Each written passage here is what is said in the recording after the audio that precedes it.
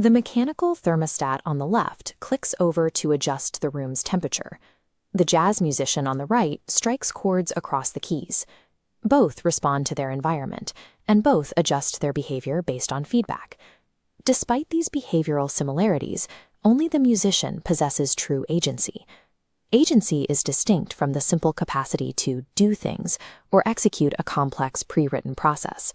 It is a verifiable structural architecture governed by precise cybernetic laws, the science of communications and automatic control systems in both machines and living things.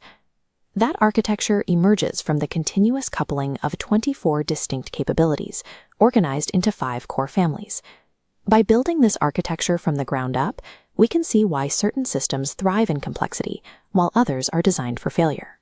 Confusing a heavily optimized reactive system for a true agent leads to catastrophic failures in human institutions and artificial intelligence alike. Action is the byproduct of agency, not its foundation. The first family of capabilities is perceptual, the capacity to be genuinely affected by reality before responding to it.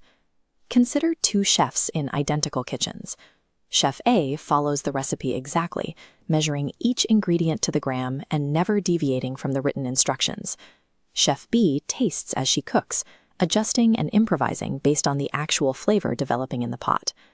Under predictable conditions, both systems produce identical results, whether using a rigid checklist or a dynamic filter. But when an anomaly strikes, like spoiled cream, the checklist path breaks, unable to process the unknown variable. The dynamic filter seamlessly reroutes, allowing the system to adjust. The recipe follower fails because the system cannot process what is missing from its formal specification. This is the quality ground, direct internal contact with what things actually feel like, rather than a reliance on abstract representations. High-level agents often lose this ground. A CEO whose organizational hierarchy aggressively filters ground floor data becomes blind to the reality of her own company. A system acting without a quality ground is operating blind, vulnerable to every variable not explicitly pre-written into its code. Perceiving quality is only the first step.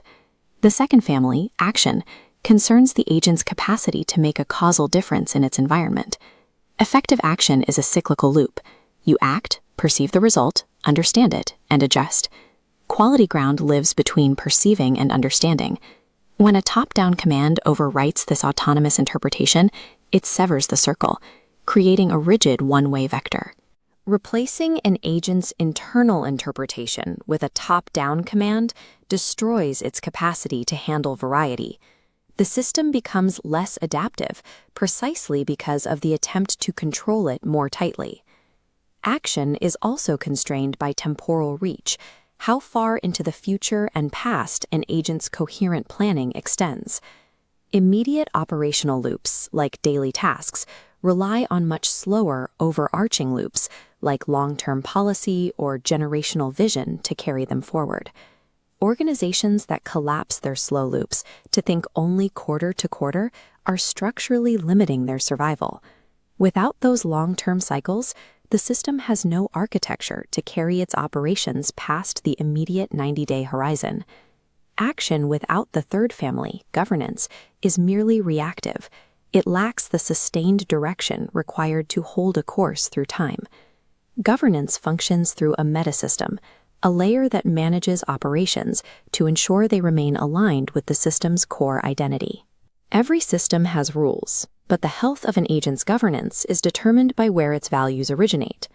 Top-down installed specifications and bottom-up authored values appear identical under normal conditions, but when a chaotic stress wave hits, the left network locks into a rigid grid, while the right network dynamically reroutes like a fluid river. As the formal checklist fails, the hollow system blindly escalates the enforcement of its now obsolete rules. The genuine system leverages its deep-felt quality to generate creative, unprecedented responses that protect its core purpose. To recover from such stress, an agent must have unblocked internal warning channels capable of registering systemic failure or pain. Values installed in an AI or a corporation as mere decorative wallpaper will fail. Without cultivation from real-world encounters, the system will turn rigid and shatter when forced into uncharted territory. The fourth family, relating, defines how an agent couples with other agents and its environment. No agent operates in a vacuum.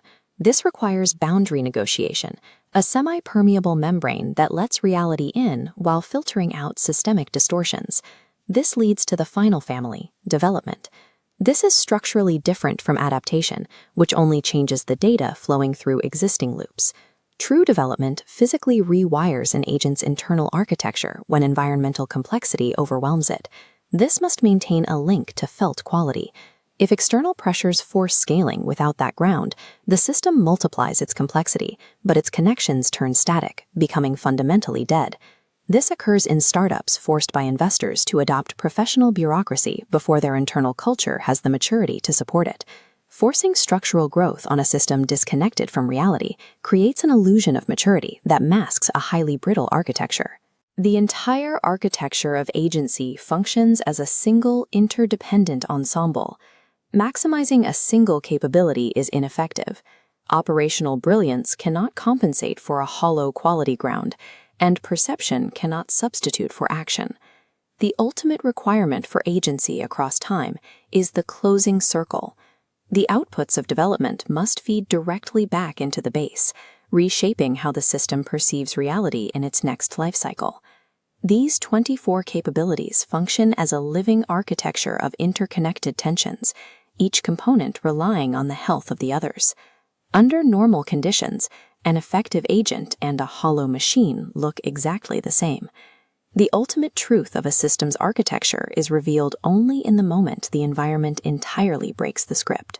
True agency is found in a system's capacity to listen, to feel, and to completely rewrite its own rules when its original programming inevitably fails.